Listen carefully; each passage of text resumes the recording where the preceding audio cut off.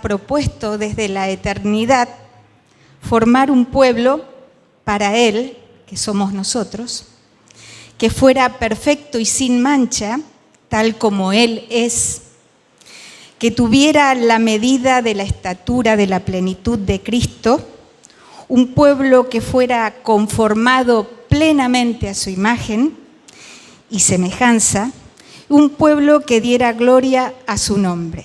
Entonces, en cada cosa que fui pensando, fui buscando en las Escrituras, seguramente va a haber algunos textos que nos van a resultar muy familiares, pero es bueno que lo recordemos. Ese pueblo que Dios viene formando desde la eternidad, que hemos escuchado, que hemos sido elegidos desde antes de la fundación del mundo, que a veces creemos que estamos aquí por decisión nuestra, y no es así. El Señor nos ha elegido desde antes de la fundación del mundo. Hay un texto que me gusta recordar, que es Isaías 43:7, que dice: todos los llamados de mi nombre, para gloria mía, los he creado, los formé y los hice. Y yo subrayé dos palabras dentro de este versículo, que fue: los he creado, los formé. Porque tenemos que recordar en qué se distingue la creación que Dios hace del mundo de la creación del hombre. Fíjense que en la creación del mundo Dios ordena con su sola palabra y las cosas se produce lo que Dios ha ordenado. Por ejemplo, Dios dice: sea la luz, y fue la luz, y llamó Dios la luz, a la luz día y a las tinieblas llamó noche. En cambio, en la creación del hombre, el hombre es formado con las propias manos del Creador, y el hombre, así creado, es dotado de cuerpo, no solamente de cuerpo, sino de alma viviente, de espíritu, para darle conciencia de sí mismo. El Señor termina de crear todo lo que vemos, lo que hay en los cielos, en la tierra, en el mar y todo lo que hay en ellos, y luego con sus propias manos crea del polvo al ser humano.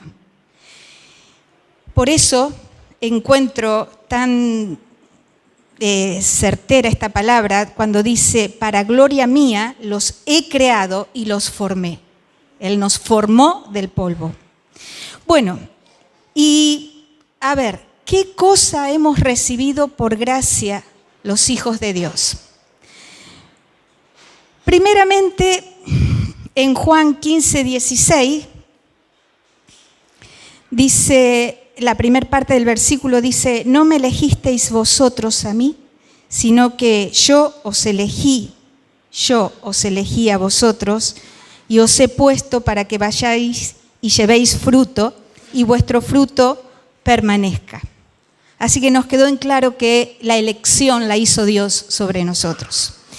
Y ese fruto va a permanecer porque todo lo que recibimos de parte de Dios es lo único verdadero que tenemos, es lo único eterno. Por eso ese fruto va a permanecer, porque es el fruto del Espíritu Santo, y ese es el resultado de esa obra que Él ha comenzado en cada uno de nosotros y que Él es fiel para terminarla, siempre que encuentre en nosotros ese barro blando para que Él forme su imagen en nosotros. Hay una parte que es responsabilidad nuestra. Y ahora voy a ir a Efesios 1, del 4 al 14, que lo voy a leer todo, y voy a ir tomando algunos versículos y vamos a ir destacando algunas cosas. Dice, Efesios 1:4 dice: según nos escogió en Él antes de la fundación del mundo, para que fuésemos santos y sin mancha delante de Él, en amor habiéndonos predestinado para ser adoptados hijos suyos por medio de Jesucristo, según el puro afecto de su voluntad, para alabanza de la gloria de su gracia, con la cual nos hizo aceptos en el amado, en quien tenemos redención por su sangre, el perdón de pecados según las riquezas de su gracia, que hizo sobreabundar para con nosotros en toda sabiduría e inteligencia, dándonos a conocer el misterio de su voluntad según su beneplácito, el cual se había propuesto en sí mismo de reunir todas las cosas en Cristo en la dispensación del cumplimiento de los tiempos, así de las que están en los cielos como las que están en la tierra. En él, asimismo, tuvimos herencia, habiendo sido predestinados conforme al propósito del que hace todas las cosas según el designio de su voluntad, a fin de que seamos para alabanza de su gloria, nosotros los que primeramente esperábamos en Cristo. En él también vosotros, habiendo oído la palabra de verdad, el evangelio de vuestra salvación, y habiendo creído en él, fuisteis sellados con el Espíritu Santo de la promesa, que es las arras de nuestra herencia hasta la redención de la posesión adquirida para alabanza de su gloria.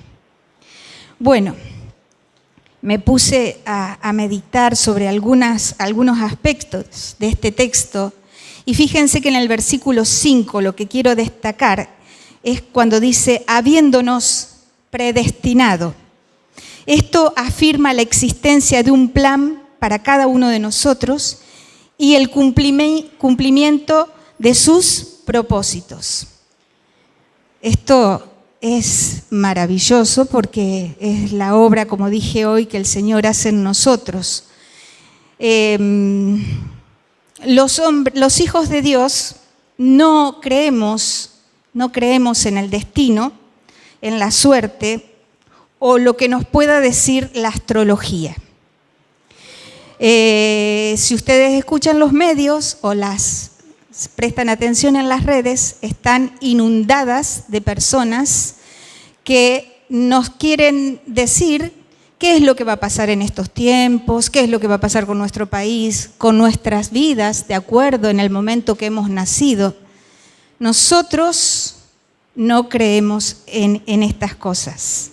¿Por qué? Porque nuestro pasado, nuestro presente y nuestro futuro está escrito en las Escrituras, está expresado claramente en las Escrituras.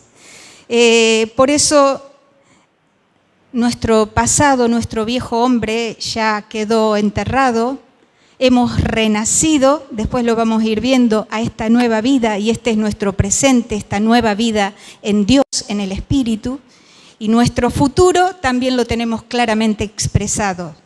Fuimos creados para adorar, para ser ese pueblo de verdaderos adoradores. Así que nosotros tenemos la certeza, la convicción por la fe que hemos recibido de poder creer en las Escrituras, que es lo más que tenemos. Todo este mundo va a pasar, pero las Escrituras, la palabra de Dios va a permanecer para siempre.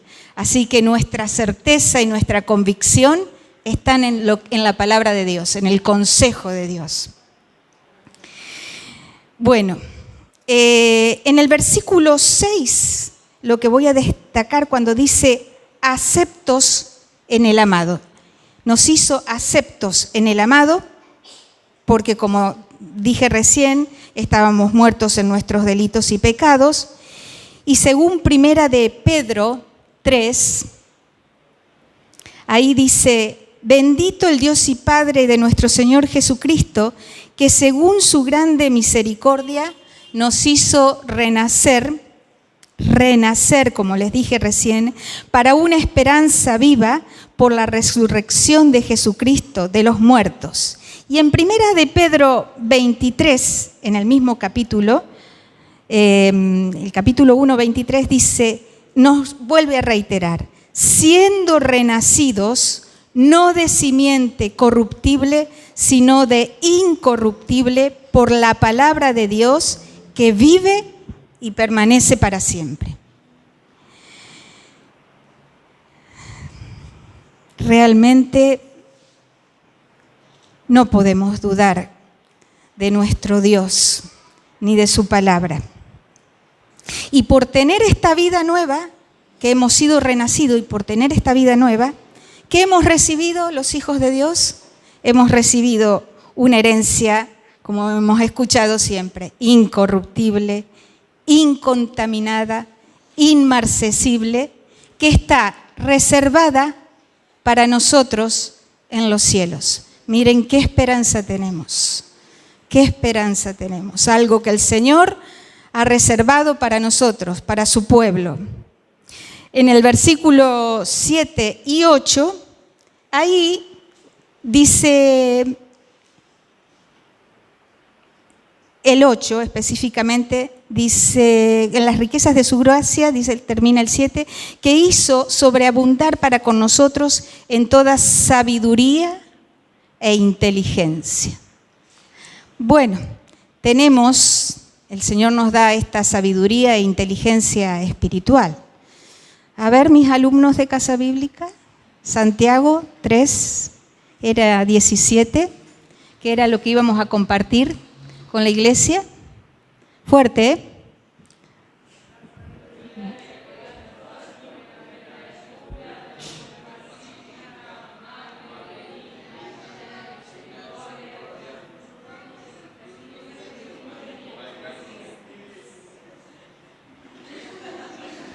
¿Qué tal? ¿Qué tal? No se los hago repetir, miren, porque tengo que terminar. Bueno, les dije, estudien porque lo vamos a compartir con la iglesia. Bueno, muy bien, muy bien.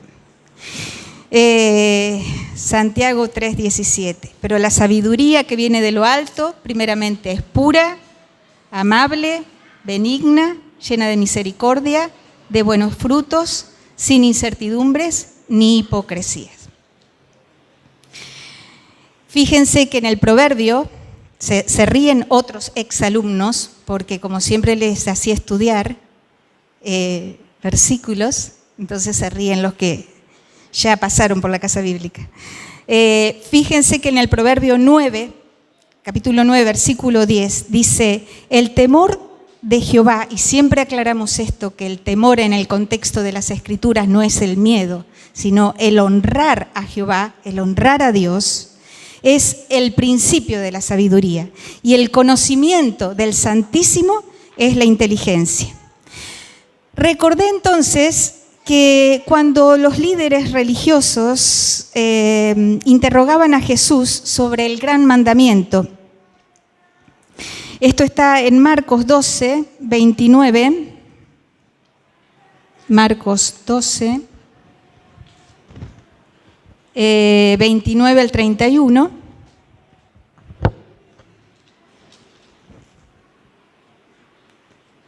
Que dice así, ellos le preguntaban, los líderes religiosos le preguntaban, ¿cuál es el primer mandamiento de todos? Jesús le respondió, el primer mandamiento de todos es, oye Israel, oye iglesia, el Señor nuestro Dios, el Señor uno es, y amarás al Señor tu Dios con todo tu corazón, con toda tu alma, y con toda tu mente, y con todas tus fuerzas, y este es el principal mandamiento.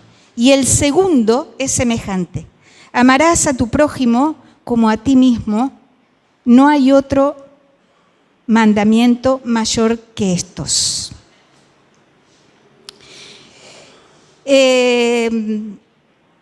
Nosotros tenemos un Dios de orden. Entonces, si estamos viviendo de acuerdo a estos mandamientos que estamos escuchando, esta buena esta correcta relación con Dios, a esta correcta relación con Dios, le sigue indefectiblemente una muy buena relación con nuestro prójimo. Que nuestro prójimo comienza en nuestra familia, que es nuestra primera iglesia, después nuestros hermanos, nuestros compañeros de trabajo, es todo lo que nos rodea. Así que si nosotros tenemos esta buena relación con Dios, seguramente vamos a tener esta buena relación con nuestro prójimo. Y en este orden deberemos procurar, que es algo que siempre tengo presente, tener el altar encendido, tener aceite no solo en nuestras lámparas, que es lo que alumbra nuestro diario vivir, sino también el aceite en nuestras vasijas para estar siempre preparados. Otra cosa, eso nos hace sentir seguros, porque nada nos va a sobrevenir. El Señor es nuestro guardador, Él siempre está como ese escudo que cantábamos alrededor nuestro. Otra cosa que hemos recibido como hijos de Dios es el sentirnos seguros. El salmista dice en el Salmo 121, 3 y 4, por favor, 121, 3 y 4, dice que también les debe resultar conocido: no dará tu pie al resbaladero, ni se dormirá el que te guarda. He aquí, no se adormecerá ni dormirá el que guarda a Israel, el que guarda a la iglesia. No podemos desconocer que vivimos momentos de inseguridad. Es la realidad que nos toca vivir en este momento. Y a veces hemos pasado momentos de inseguridad. Pero el Señor siempre ha guardado nuestras vidas. Siempre ha guardado nuestras vidas. La sabiduría, como dicen las Escrituras, que recibimos de lo alto, además nos hace personas sinceras, porque siempre actuamos de acuerdo a la verdad, a lo que dice la palabra de Dios. No nos dejamos arrastrar por la influencia de este mundo, por las modas o las filosofías. La palabra de Dios está sobre todo esto porque es viva y es eficaz. Así que esta sabiduría nos hace vivir de acuerdo a esta verdad en todas las áreas de nuestra vida. Porque así dice también que tenemos que agradar a Dios en toda nuestra manera de vivir. Y algo que creo que es lo más importante que hemos recibido, como cantábamos hoy, que decíamos: porque estás aquí, lo tengo todo, porque estás aquí, no preciso más. Es el Espíritu Santo. En 1 Corintios 3, del 16 al 17, dice: ¿no sabéis que sois templo de Dios y que el Espíritu de Dios mora en vosotros? Si alguno destruyere el templo de Dios, Dios le destruirá a él, porque el templo de Dios, el cual sois vosotros, santo es. Miren por qué esa insistencia de que hemos aprendido y hemos escuchado tantas veces de vivir en santidad. Nosotros somos polvo y el Señor, en su soberanía, en su voluntad, en sus soberanos propósitos, ha hecho de nosotros su morada, para que a su vez nosotros seamos hallados en Él. Es en lo único que podemos confiar, en su Espíritu, que es el que nos guía a toda verdad. No lo contristemos, tengamos cuidado, no lo contristemos. A través de su Espíritu, el Señor nos revela, se va a revelar a su iglesia. Él se puede revelar por medio de profecías, por medio de sueños, por medio de visiones, solo que nosotros tenemos que estar atentos. Y otra cosa que hemos recibido muy valiosa, que en su presencia hay plenitud de gozo. Es ese gozo inefable que hemos recibido con nuestra salvación, que no lo podemos explicar con palabras, que va más allá de las alegrías o el momento feliz que podemos pasar. Es un gozo que trasciende más allá de las circunstancias. Nosotros lo recibimos porque Dios nos lo ha dado. Y después que había preparado hasta aquí la palabra, me acordé que en Filipenses 4:7 dice que la paz de Dios sobrepasa todo entendimiento. Estamos viviendo tiempos en que las personas, yo me doy cuenta que están insatisfechas, nada alcanza, están siempre procurando tener más. Y la palabra, ¿qué nos dice? Por nada estéis afanosos, sino sean conocidas vuestras peticiones delante de Dios en toda oración y ruego con acción de gracias. Si somos buenos administradores de lo que el Señor nos da, a los hijos de Dios no nos va a faltar el abrigo ni el sustento. Él nos lo ha prometido. Solo que no tenemos que estar afanosos por nada. Dice, y la paz de Dios, que sobrepasa todo entendimiento, guardará vuestros corazones, vuestros pensamientos, vuestros corazones y vuestros pensamientos en Cristo Jesús. Bueno,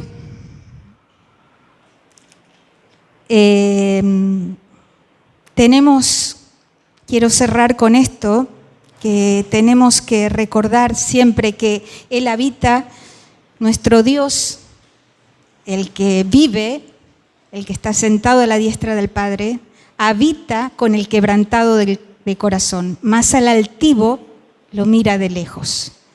Así que eso lo tenemos que tener cuidado. Y otra cosa es que ninguno de estos beneficios que hemos recibido y hacen de nosotros personas bienaventuradas y felices, ninguno lo podríamos haber conseguido con nuestro propio esfuerzo, ni siquiera con dinero. El Señor Jesús ya pagó un precio muy alto por nosotros, por ustedes, por mí y por todo aquel que se acerque a Él para que sus pecados sean perdonados y pueda recibir esta nueva vida y pueda ser un hombre, una mujer renacido en Él. Bueno, esto es todo.